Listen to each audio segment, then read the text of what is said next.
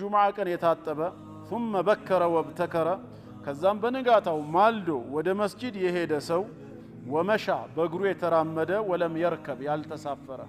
በመኪናውም ይሁን በጋሪ ወይም በእንስሳ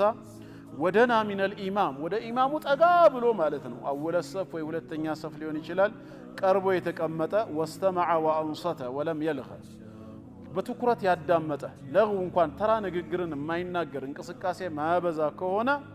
كتب له بكل خطوة يخطوها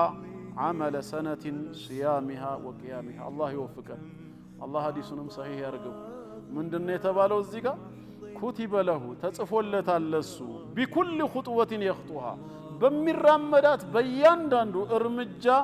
عمل سنة የአንድ አመት ኸይር ስራ ይጻፍለታል صيامها ያ ኸይር ስራ አመት ሙሉ እንደጾመ وقيامها አመቱን ሙሉ በሰላት እንደቆመ الله يوفقه ከኛ የሚጠበቀው እንግዲህ ነይቶ መተግበሩ ነው ማለት ነው وعن أبي هريرة رضي الله عنه قال قال رسول الله صلى الله عليه وسلم